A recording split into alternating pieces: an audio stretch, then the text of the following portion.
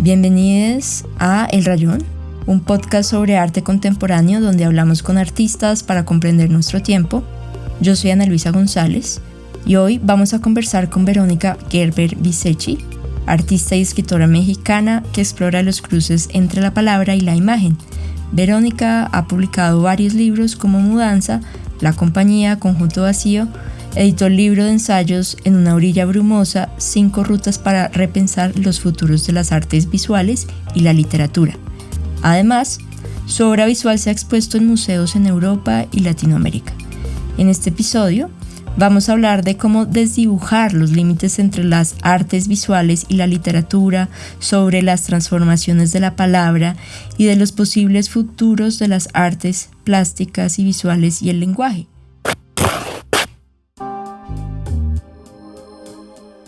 Me pone muy feliz hablar hoy contigo y hacer esta entrevista porque yo llegué a tu trabajo por una clase que se llama Escribir con la imagen y dibujar con las palabras.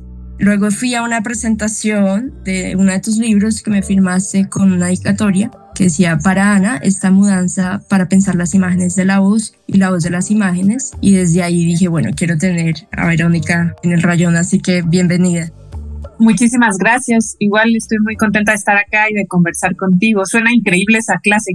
Una maravilla. Bueno, entonces tú tienes una formación como artista plástica y visual y te defines como un artista visual que escribe. ¿Qué te hizo como combinar estas dos disciplinas, el arte y la literatura? Pues mira, la verdad es que no recuerdo un momento en el que no estuvieran juntas, ¿no? Y también pienso que hay siempre varios orígenes, siempre podemos contar historias distintas de las distintas personas que nos atravesaron de alguna forma e hicieron que pudiéramos construir, ¿no? Un poco lo que vamos construyendo. Entonces, en realidad, como que trato de pensar hacia atrás y veo que siempre me interesaron ambas. Incluso también me interesaba la música, pero para la música me descubrí muy mala, ¿no? Como con cero aptitud. Así que la deseché pronto y finalmente elegí hacer una licenciatura en artes plásticas, se llamaba en aquel entonces la carrera que hice, pero la escritura siempre estuvo allí. Y uno de esos orígenes, te podría contar muchos, ¿no? Pero pues no sé, tal vez uno de esos orígenes pudiera ser una maestra que tuve en la secundaria y en la preparatoria de literatura, que nos hacía leer, pero también nos contaba los libros en la clase. Mientras los iba analizando, nos los iba contando. Y ella en algún momento nos hizo escribir, nos habló de un concurso que había de biografía imaginaria, y yo me lancé a escribir un texto sobre hacer esta biografía imaginaria y mandarlo al concurso. Y junto con otros como 200 adolescentes o más, gané el concurso, ¿no? Ganaron muchísimas personas de muchas edades, en realidad, ahora que recuerdo. Entonces, no sé, por ejemplo, ahí hay algo que en la secundaria fue importante para mí, ¿no? Pero no podría poner ahí todo el origen de la escritura y de las imágenes, ¿no? Y las imágenes, pues siempre me interesó el dibujo, siempre me gustó, siempre pedí ir a clases de dibujo cuando era adolescente. Y cosas así. Entonces, bueno, pues nada, no, la respuesta corta, que ya me alargué, es esa, que en realidad no recuerdo un momento en el que no estuvieran ambas allí, pues mezclándose de alguna manera o intentando mezclarse. ¿Cómo es ese proceso para crear un texto? ¿Tú empiezas pensando desde una imagen o la estructura del texto? ¿Cómo es el origen de ese proyecto que después de pronto va a un libro o a una exposición? Digamos que cada proyecto de alguna forma va poniendo sus propias reglas y su propio camino, su propia estrategia. Entonces hay proyectos de los que parto con una estructura dada, ¿no? Por ejemplo, pienso en un libro que hice hace poco de haikus que se llama Otro Día, Poemas Sintéticos, y de ahí digamos que usé la estructura de un libro que ya existía. Perdón, el libro que ya existía se llama Un Día, Poemas Sintéticos, de José Juan Tablada, y yo lo reescribí como Otro Día, Poemas Sintéticos. Entonces usé toda su estructura y cambié el contenido, digamos, ¿no? Entonces ahí hay una estructura que precede al trabajo que yo me decido a realizar, pero otras veces puede ser una imagen, ¿no? Por ejemplo, ahora me invitaron para finales de agosto acá en Ciudad de México a hacer un performance en Bellas Artes, en el Palacio de Bellas Artes, y me pedían que fuera a partir de alguno de los murales que hay allí, en el segundo piso sobre todo, y elegí, bueno, no es cierto, hay en el primer piso y en el segundo piso, hay por todos lados, pero bueno, yo elegí uno que está en el segundo piso, que es de Diego Rivera. Entonces, esta pieza, pues, va a ser detonada por ese mural, que es una enorme imagen saturadísima de elementos, y es un mural muy curioso que se llama El hombre controlador del universo, así que ya te imaginarás, ¿no? Y así, en cada caso puede haber puntos de partida muy distintos, ¿no? Por ejemplo, en Mudanza, un libro, el primer libro que escribí, digamos, con puro texto, ahí también partía de imágenes, pero para que se convirtieran todas en texto, ¿no? Y solo texto, no, es un libro que no tiene reproducciones de imágenes gráficas adentro de sus páginas, ¿no? Y a veces parte de la escritura, a veces hay cosas que parten de la escritura, como Conjunto Vacío, que empezó queriendo ser un texto y se terminó llenando de imágenes, ¿no? De dibujos y diagramas. Verónica, ya que hablas de Mudanza, el primer libro de ensayos que escribiste y que lo publicó en Colombia, la editorial Laguna Libros, quería que me contaras un poco sobre este libro de ensayos, que son de varios escritores que decidieron migrar al campo de las artes visuales. La verdad es que lo que motivó la escritura de ese libro, o lo que me llevó a escribirlo, si soy muy honesta contigo, tendría que decir que fue una gran decepción, que es que yo quería estudiar una maestría fuera de México y había conseguido la beca y toda la cosa, pero luego cuando hice las solicitudes a las universidades, ninguna universidad me aceptó, incluso con la beca. Fue un caso bastante extraño, pero bueno, eso fue la gran decepción, fue duro, tengo que reconocerlo, pero al mismo tiempo eso fue lo que me llevó a pensar más seriamente en la escritura, cosa que tal vez no habría hecho, o sí, a saber, en realidad no podemos saber, de no haber pasado esto. Y una muy querida amiga me dijo, ¿a ti te gusta escribir? ¿Por qué no pides la beca que da este lugar? Un lugar que se llama Fundación para las Letras Mexicanas, acá en México. Y pues eso fue lo que hice, y ahí sí me dieron la beca, cosa rara, porque además había solamente escritores y gente que había estudiado comunicación, y yo era la única que había estudiado artes plásticas, y era un poco un alien allí, un extraterrestre. Pero bueno, pues ahí fue donde escribí Mudanza. Entonces, para entrar tenías que plantear un proyecto. Yo había hecho mi tesis de licenciatura sobre el espacio negativo y había escrito mucho, y había encontrado artistas que me interesaban, y pues nada, no sé, se me ocurrió un proyecto en el que iba a escribir sobre los artistas que considero mi familia artística, digamos, ¿no? Algunos los tenía muy claros, algunos los tenía muy claros, y a otros los fui descubriendo también a lo largo de mis estudios de licenciatura. Entonces, para cuando llegué a la fundación, pues tenía algunos nombres. Incluso allí también descubrí probablemente a Sofical, ¿no? Que es a ella, por ejemplo, el trabajo de ella nunca lo vi en la escuela, pero alguien me debe haber hablado de ella en esa beca, porque pues nos juntábamos muchísimos jóvenes, allí éramos una generación de unos 15 tal vez, y pues conversábamos mucho y nos leíamos unos a otros, sobre todo dentro de la disciplina que me tocó, que fue ensayo, ¿no? Entonces, bueno, eso fue un poco el camino que me llevó a escribir ese libro, y por lo mismo, probablemente por esa misma decepción, yo me empeciné en que no hubiera reproducciones de imágenes en el libro, porque yo quería aprender a escribir imágenes, ¿no?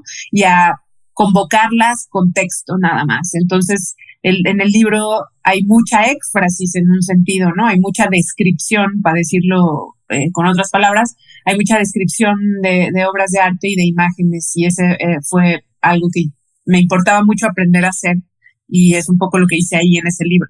¿Cómo estos artistas, pues, cómo marcaron en ti como una trayectoria de lo que iba a ser tu trabajo como artista visual que escribe? Sí, pues lo descubrí justamente en ese proceso, ¿no? En el de aclarar qué me estaba pasando a mí y qué les había pasado a ellos, ¿no? Yo estaba de alguna manera incursionando en un camino inverso al suyo, es decir, yo venía de las artes visuales y me estaba metiendo en el mundo de la literatura, y ellas lo habían hecho al revés, ¿no? Habían partido la mayoría de la literatura y de la escritura más, no tradicional, sino como desde el medio literario, y eventualmente se habían ido distanciando de lo literario para convertir su obra en otro tipo de cosas, ¿no? Entonces, como que me gustaba ese espejo de camino inverso, que al final no es un abandono del todo, sino un constante estar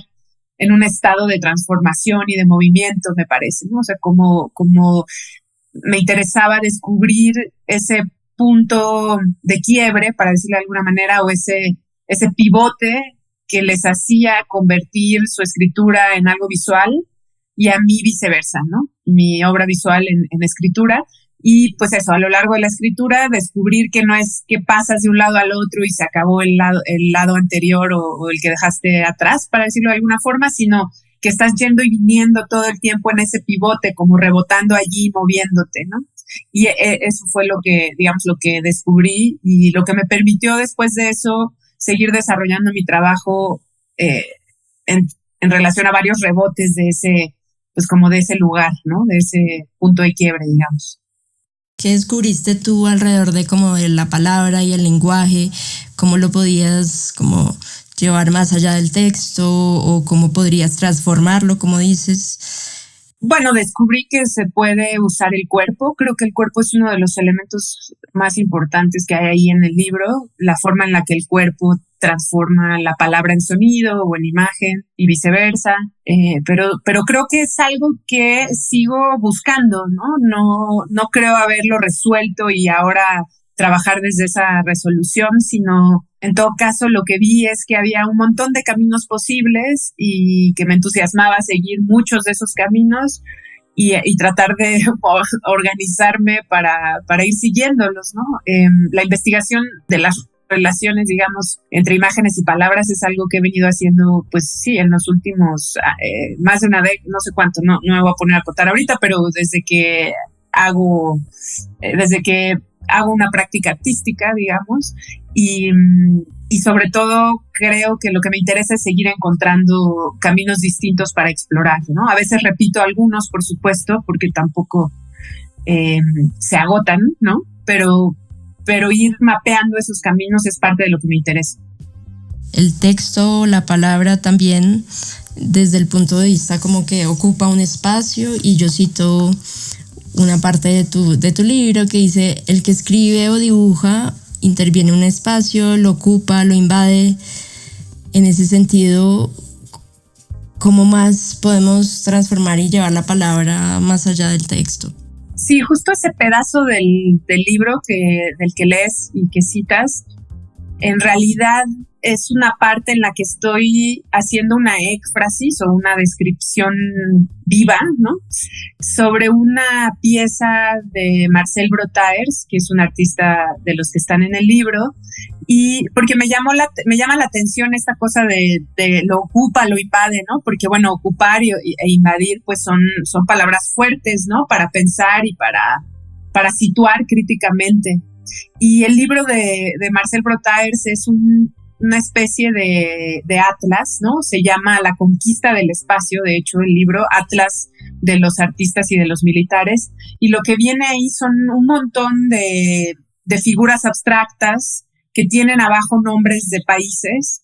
No recuerdo, son como manchas, ¿no? No recuerdo si el nombre es de países que existen, creo que sí son los países del mundo, pero las manchas no coinciden con las formas de los países, y lo que Brotaers está tratando de hacer ahí, en esa relación entre mancha y texto, entre imagen y texto, es hacernos ver que el lenguaje es político también, y que el lenguaje también construye discursos, digamos, totalitarios, ¿no? O el lenguaje también se usa para cosas no necesariamente buenas, ¿no? El lenguaje pone límites también en ese sentido, pone fronteras y puede funcionar para cualquier lado, ¿no? Porque a veces creo que hay una idea por ahí que ronda de que la literatura es de la gente que lee es buena, ¿no? Por ejemplo, por decir una cosa. Y creo que no necesariamente, ¿no? Hay gente muy terrible que lee en sus celdas de la cárcel, ¿no? No sé, por decir una cosa un poco plana, pero algo así. Entonces, bueno, esa frase del espacio que ocupa y invade viene un poco a cuento de esa descripción y para tratar de hacer notar que los cuerpos como países pues también son estos constructos sociales a los que el lenguaje les ha permitido existir también, ¿no? Esto es un espacio para una mención publicitaria. Les queremos contar que Conjunto Vacío de Verónica Gerber es uno de los varios títulos de Laguna Libros sobre el arte y sus cruces con la literatura. De hecho, cuando Laguna Libros se fundó en 2007, buscaba ser una editorial que publicara libros sobre arte en ediciones no muy lujosas. Con ese propósito en mente, Laguna publicó libros como 1000 dibujos de Esteban Peña, Elemental, Vida y obra de María Teresa Hincapié e Inolvidable Botero. Luego llegó al catálogo de Laguna Memoria por correspondencia, un libro de cartas en las que la artista Emma Reyes relata su infancia, que se convirtió en un clásico de la literatura colombiana. Y hay más libros en su catálogo, por ejemplo, en El nervio óptico de la autora argentina María Gainza, se tejen diferentes situaciones de su vida con fragmentos biográficos de artistas y relatos alrededor de sus obras. Y Mudanza de Verónica Gerber también reúne ensayos cortos que exploran los destinos de varios escritores que estriaron los límites entre las palabras y la materia. Y sobre la literatura y el arte colombiano, Laguna ha publicado libros como Museo Voraz de Angélica Ávila Borero, en el que una ladrona de arte se dedica a robar obras hechas por artistas colombianas para construir su museo imaginado. Otro ejemplo es Tefra, de Viviana Troya, que es una compilación de relatos que rodean el volcán Galeras, los mitos que existen a su alrededor, cómo se construyen casas, cómo es enamorar y crecer en un sitio en el que todo se agrieta. Los y las invitamos a estar súper pendientes de las novedades de Laguna Libros. Desde tu percepción, Verónica, ¿cuáles son hoy estos Ulises Carrione, todos estos artistas o escritores que se vuelven artistas plásticos o visuales? ¿Cuáles serían hoy los Ulises Carrión, los Vito Acconci, los Sofical, que están un poco desafiando estos límites entre la escritura y las artes plásticas? Sí, pues bueno, creo que hay un montón de nombres que podría decir, pero me vinieron así pensándolo.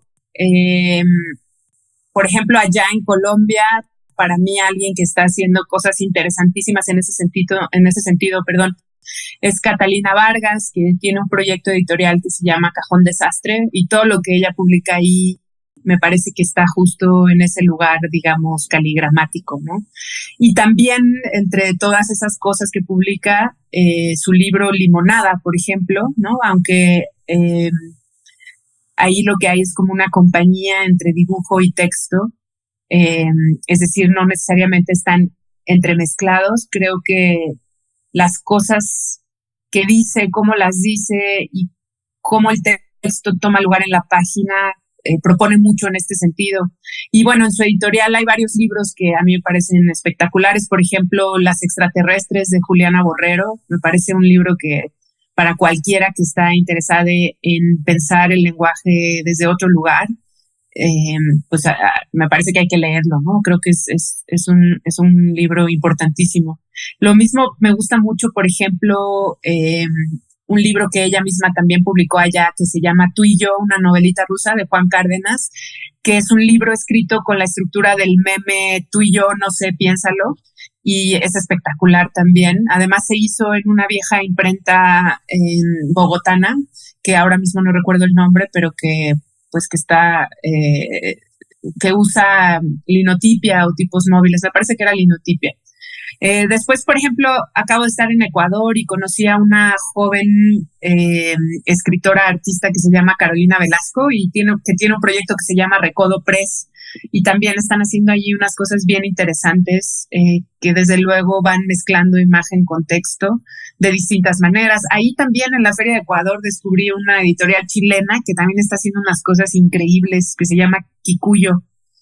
Después, por ejemplo, acá en México, pues desde la literatura hacia las artes, ¿no? No desde las artes hacia la literatura, sino desde la literatura hacia las artes, pues para mí siempre dos nombres importantes y que considero mis maestras son Viviana Benchushan y Carla Fessler, que pues si pueden buscar cosas de ellas, les recomiendo mucho. También hay artistas más jóvenes, por ejemplo, artistas visuales, una artista que se llama Valentina Díaz, que de hecho es tucumana, pero vive acá en México, que está haciendo unos performances súper interesantes sobre la voz, la lengua, el lenguaje, y también tiene muchos dibujos con máquinas de escribir que son hermosísimos. Hay otra artista joven que se llama Sofía Hinojosa también, que hace muchas cosas con sonido y literatura, pero también artes visuales. Una artista, por ejemplo, mexicana también, que lo ha trabajado desde hace muchísimo, desde los 70s, Magali Lara, ¿no?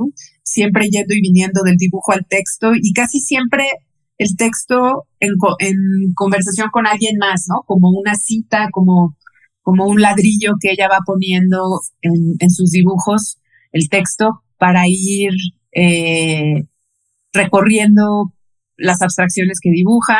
Y hay otros muchísimos artistas que usan la escritura, aunque no está en el centro de su práctica, como en mi caso, que me parece que está en el centro, pero la usan y tienen piezas específicas muy interesantes en torno a una reflexión del lenguaje verbal desde lo visual o viceversa.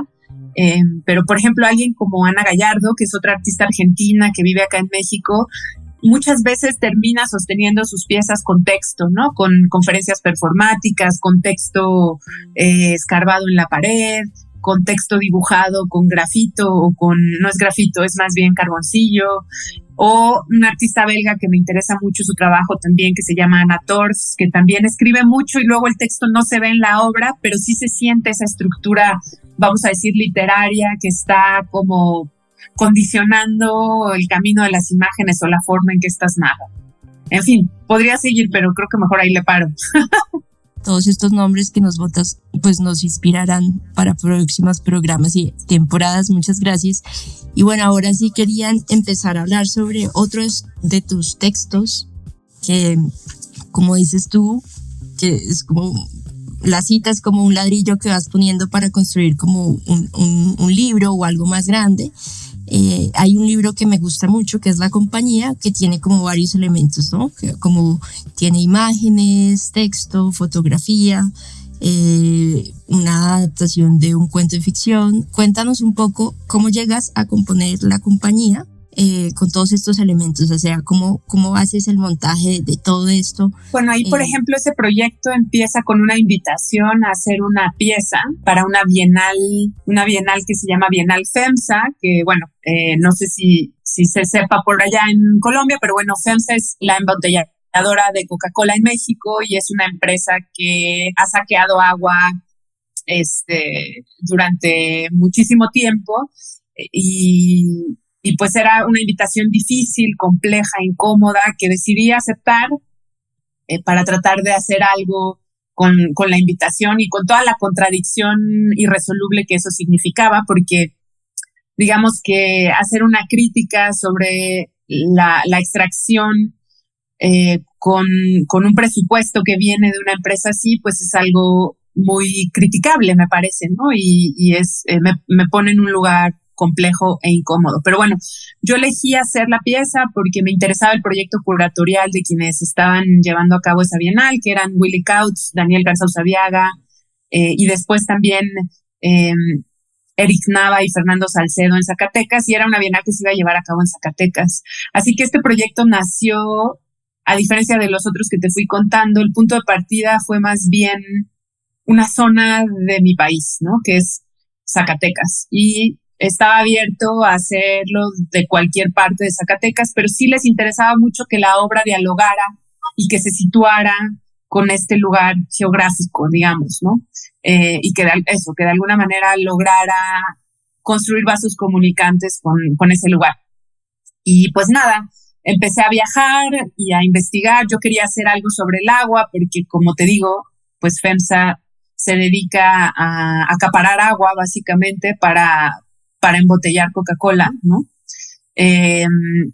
Y bueno, finalmente la investigación, no quiero hacer el cuento muy largo, es un proyecto como con muchas capas, pero pues la investigación me llevó a San Felipe Nuevo Mercurio, donde había un problema de contaminación del agua distinto, que está asociado a las minas, y ni siquiera del todo directamente, sino más bien a pues una serie de cosas que suceden en los lugares que están abandonados por el mundo, ¿no? Y decidí hacer el trabajo allí, y empecé a leer, y fui para allá, tomé muchas fotografías, entrevisté gente, en fin. Y después tenía un universo enorme, tenía un montón de materiales de mucho tipo y tenía que decidir cómo justamente montarlos, ¿no? Hay ciertamente un ejercicio de montaje. Me sentía un poco como una arqueóloga que ha encontrado los pedazos de una vasija rota y tiene que ver dónde va cada cacho, ¿no? Y pues eso, fui tomando distintas decisiones. Podría pasarme una hora contándote cómo tomé las decisiones, pero creo que no es el caso.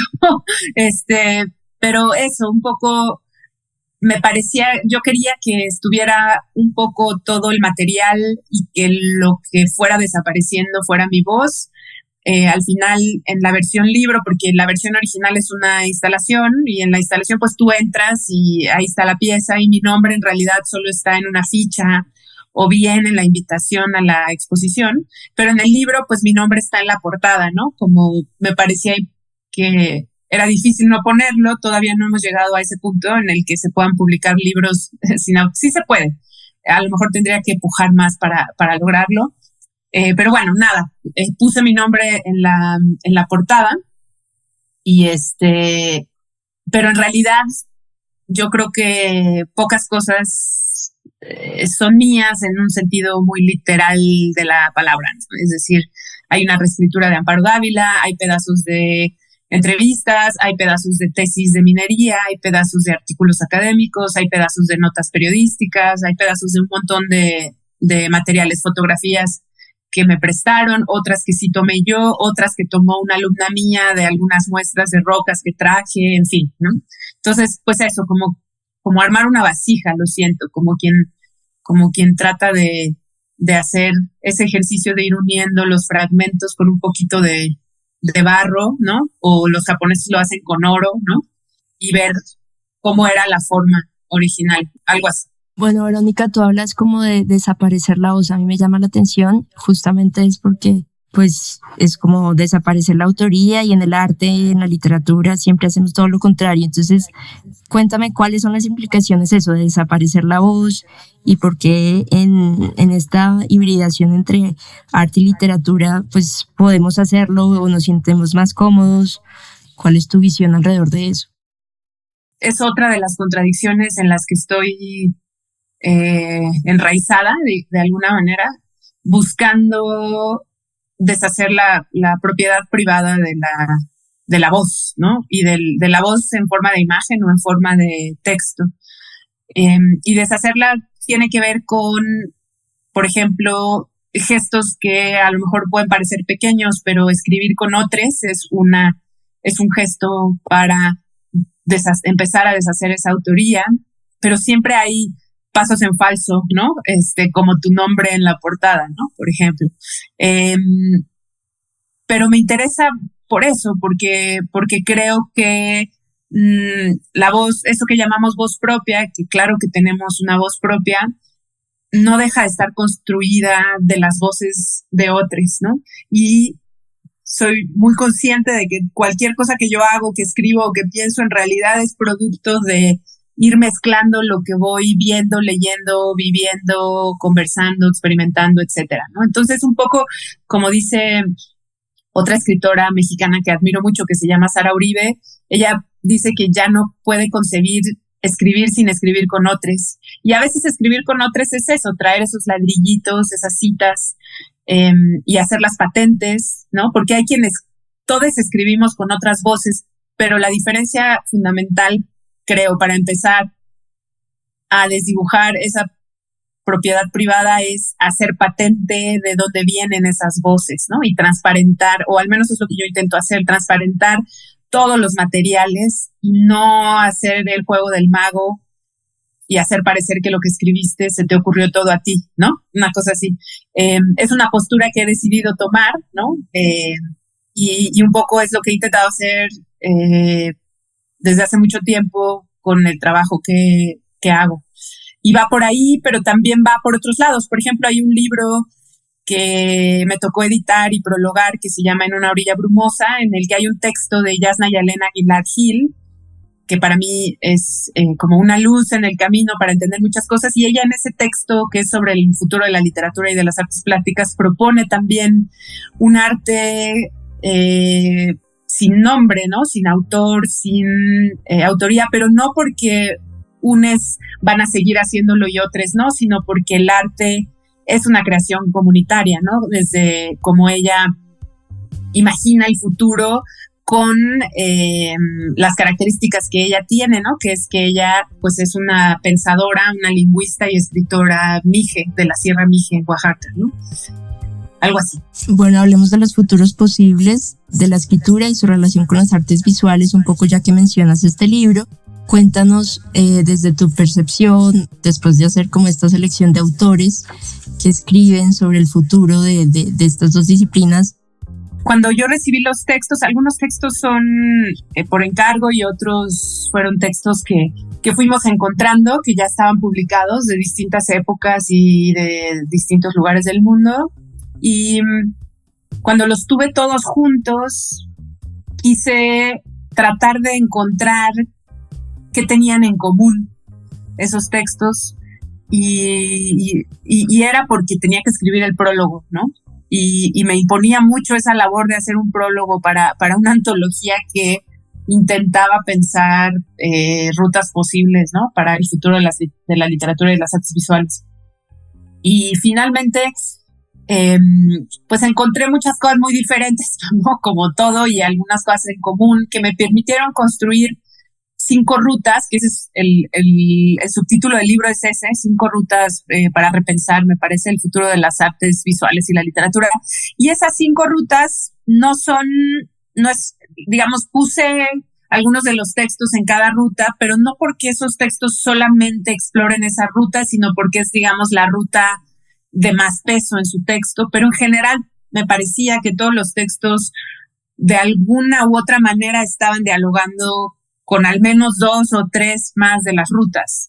Y pues no podría yo decir que ese es el futuro de nada, pero sí puedo decir que en ese conjunto de textos que están tratando de pensar el futuro, algunos por decisión mía, es decir, porque ya estaban publicados y decidimos meterlos en la antología, y otros porque fueron escritos expresamente para la antología, pues suceden una serie de cosas que a lo mejor nos permiten leer lo demás, ¿no? Pero tampoco estoy tan segura de qué tanto. Y bueno, esas rutas que encontré las fui nombrando. Una es escrituras autónomas e ininteligibles, que tiene que ver con la relación de la escritura y el cuerpo, cierta relación con la tecnología también, y lo ininteligible, perdón, de la tecnología y incluso del lenguaje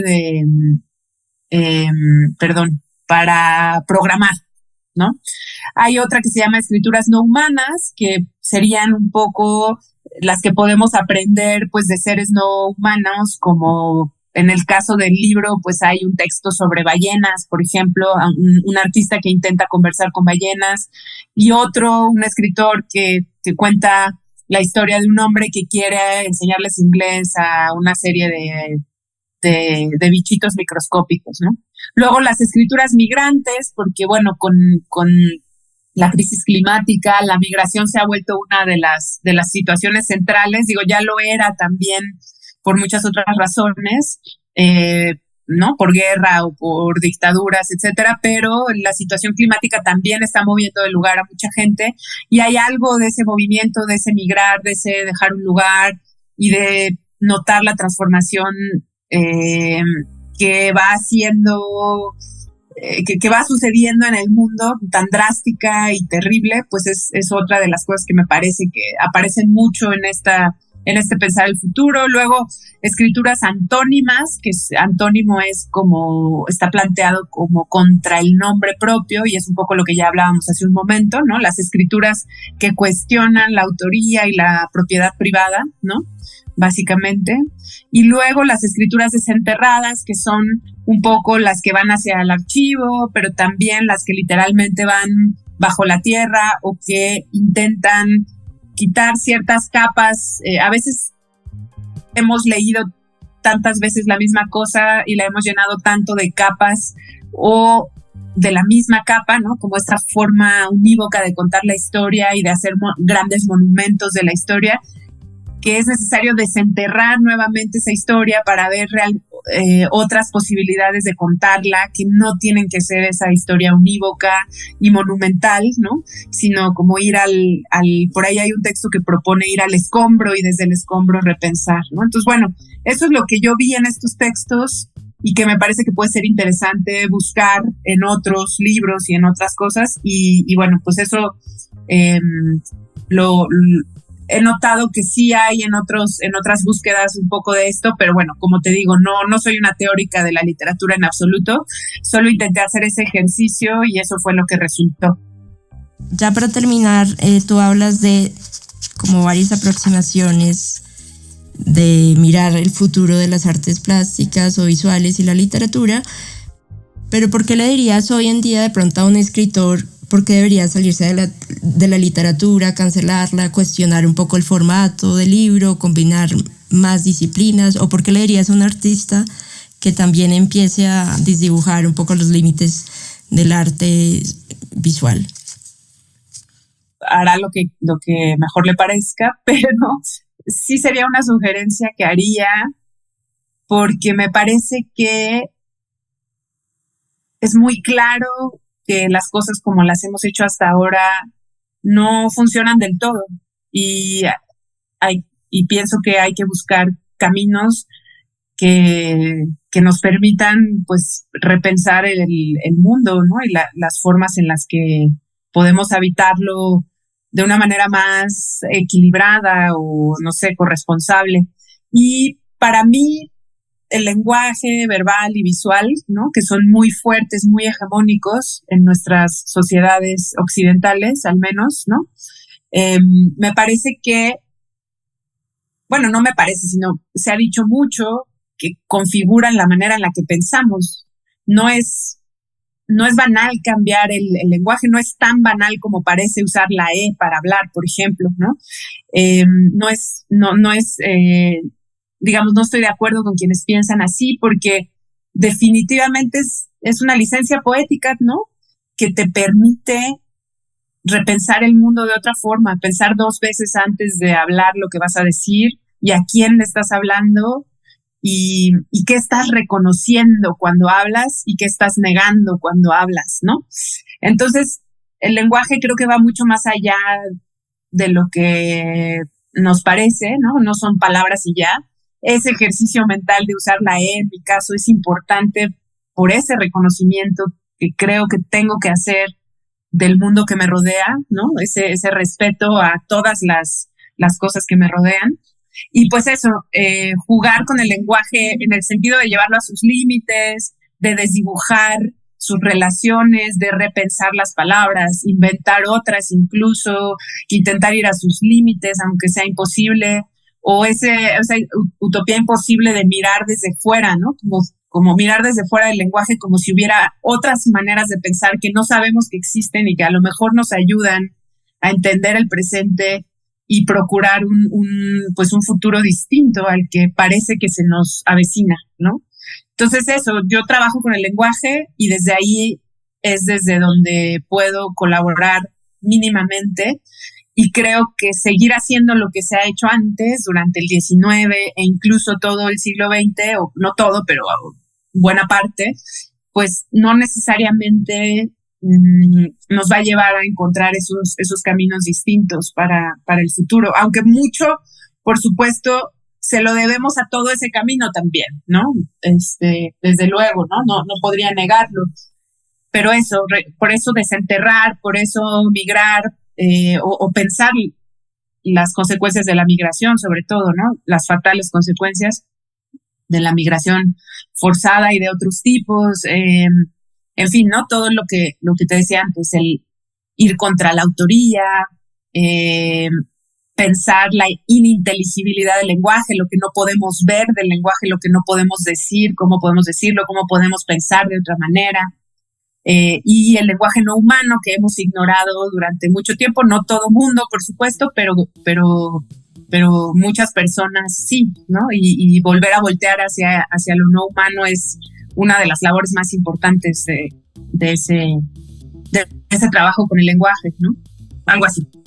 Gracias, Verónica, por esta conversación, por llevarnos a este juego, a entender también cómo podemos transitar estos límites, pensar el futuro y el presente, un poco desdibujando esas fronteras. Entonces, muchas gracias por darnos este espacio para el Rayón Podcast. Y bueno, gracias a nuestros oyentes. Muy contenta de la conversación y pues nada, espero volvernos a encontrar en algún momento. Muchas gracias a todos nuestros Patreons, Esteban Peña Parga y Gregorio Sánchez. Pueden unirse en el sistema de membresías patreon.com/El Rayón Podcast. Gracias a todos por escuchar. Esto es El Rayón Podcast. Hablamos de arte contemporáneo con sus protagonistas para comprender nuestro tiempo. Creamos puentes entre los distintos actores del campo artístico y el público en Colombia y América Latina. Si quieren escribirnos sobre este episodio, pueden contactarnos en elrayonpodcast@gmail.com. Este capítulo fue producido por Ana Luisa González, la asistente editorial y diseñadora de las portadas. Las hizo la artista Isabel Turga. La grabación, edición y masterización es por Maravilla Media. La música y composición original fue producida por David González y quien les habla, Ana Luisa González.